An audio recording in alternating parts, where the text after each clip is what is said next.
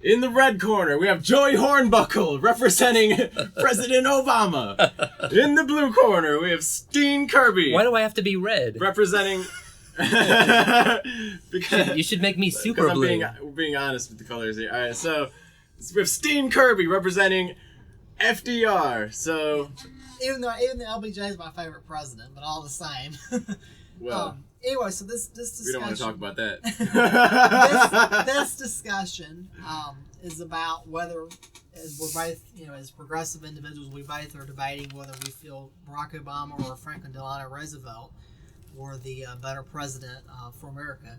Probably two of our most popular and celebrated Democratic Party presidents. And I think we can agree that both did good jobs. Both are good presidents, but we're arguing about which one's better. Am I correct? I would say that Obama's done a neutral job. Could be better, could be worse. But all yes, right. I'll give. All right, so I'm going to say you cannot compare. I was trying to find some common ground before we got deep into this. Why can't you compare though? I mean, they both sort of came after a financial crisis, even though FDR's was way worse. Because FDR had way more challenges to overcome. That's right. I mean, it's just like 10 times worse than what Obama had to go through. Well, here's he had a world war. I agree. Hitler.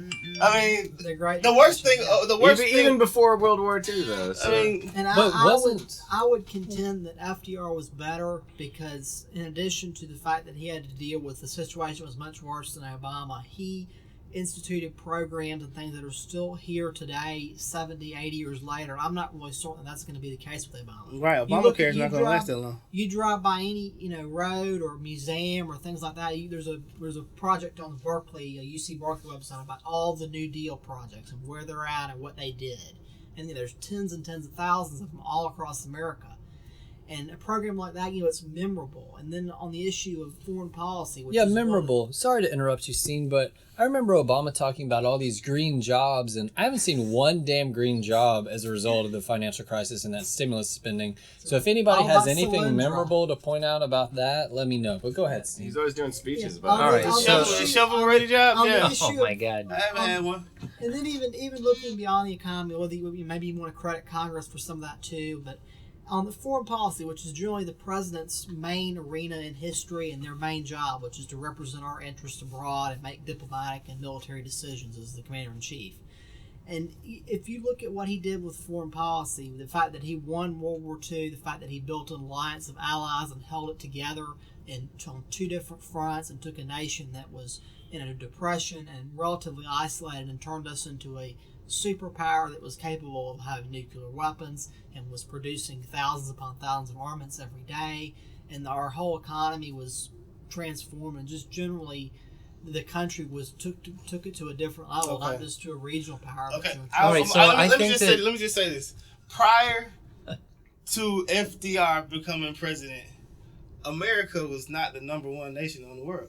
It was not. It simply wasn't. England was considered the great power on the planet.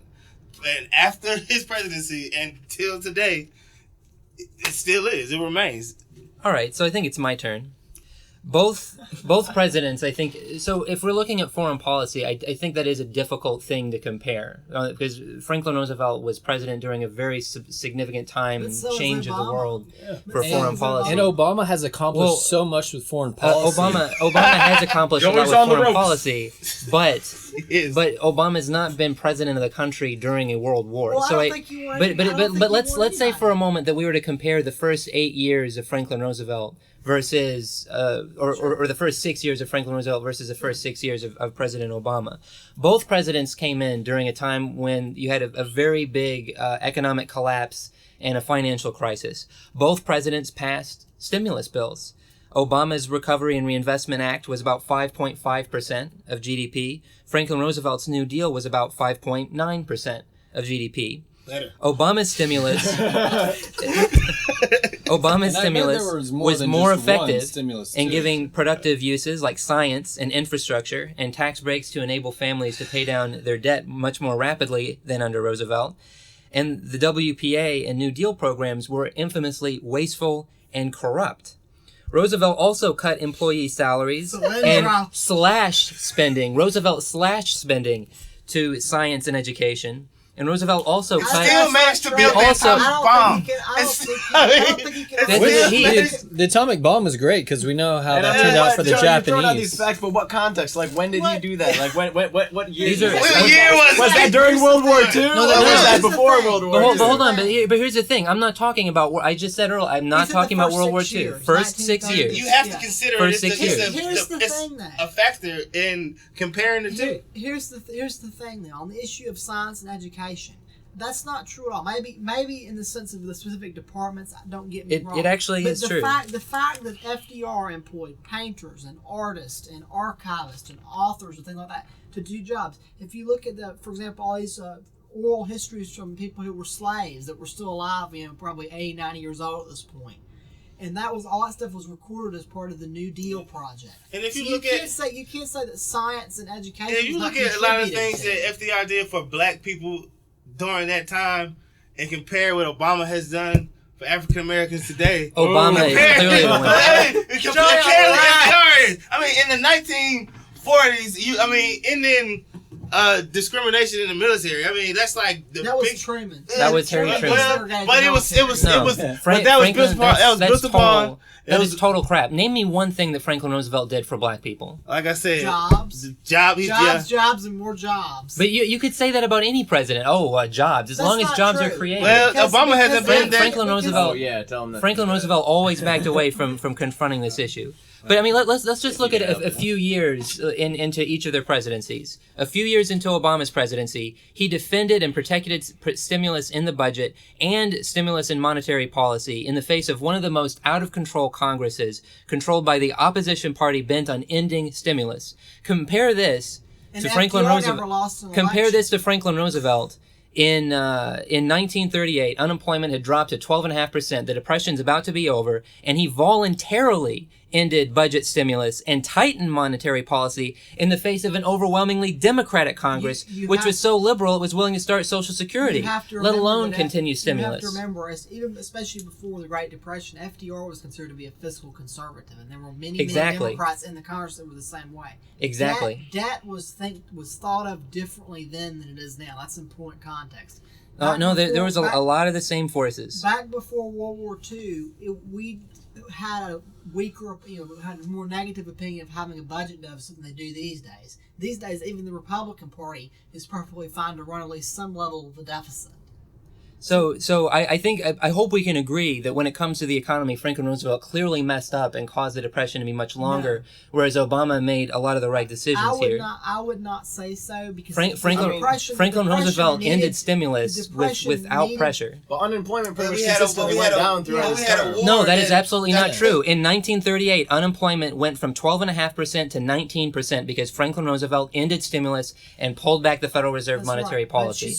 But you can't constantly flood the economy with money. That's going to cause inflation, and you can't have permanent. In some cases, those programs were not meant. Why can't you just admit that he made the absolutely wrong decision and that he lengthened the time of the Depression? Joey, FDR knew that Hitler was a crazy little man, and that the Nazis would ultimately save the U.S. economy by providing the rationale for stimulus vis-a-vis military spending. Well, actually, he had to be pushed into the war. He was really reluctant to get into the war.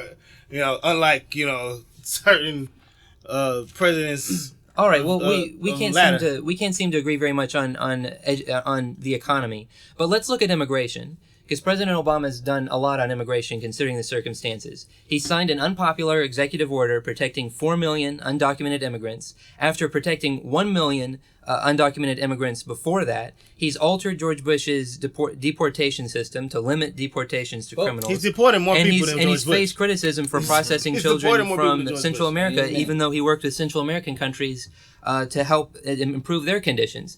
Compare that to Franklin Roosevelt, who he became president only 8 years, or I should say 9 years, after the United States restricted immigration based on a national quota system. It was a very racist and national quota system.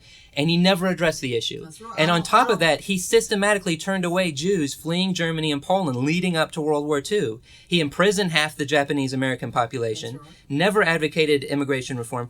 I'm having a hard time seeing how you guys put FDR on such a high pedestal compared to President Obama. He did all of these things while he was crippled too. That was his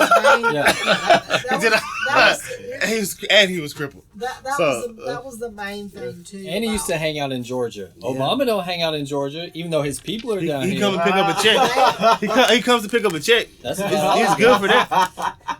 Good for picking up checks in Georgia. The thing is, yes, I have no doubt FDR was probably one of the top 5 worst presidents for civil liberties. But I don't think Obama, you can really say he's been better about civil liberties if you look at Islamophobia that's rampant, if you look at all this NSA spying and everything else. So but he didn't create Islamophobia. Let's think about it. I know sure he did. Let a lot of spying he's never go been to the on. mosque. Barack Obama has never been to a mosque as president. Yes, he has. No, he hasn't. Why was he and Hillary Clinton? I've seen pictures of them inside a mosque, and she's wearing. They were senators. No, they were senators. They were senators. Yeah, that was not. I'm talking about as president. They were senators. He's visited a synagogue, a Catholic church, Baptist. He goes out of his way. I don't think that's a very good criticism. I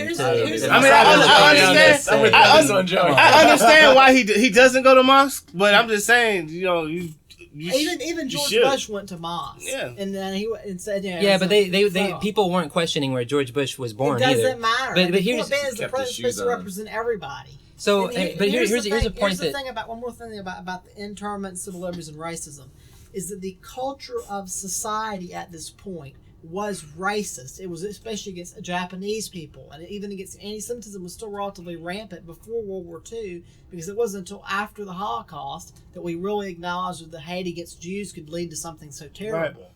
But the thing is, again, is that the culture of society, there were people clamoring for internment. There were people in the military that were openly racist, of course. And most people were pretty anti-Semitic. Like, some of my favorite authors at the time were, anti-Semitic as hell, dude. I mean, like Henry Miller, dude, he couldn't write a book without hating on the Jews in there somewhere. Of course, it was before World War II. Henry Ford, Walt Disney.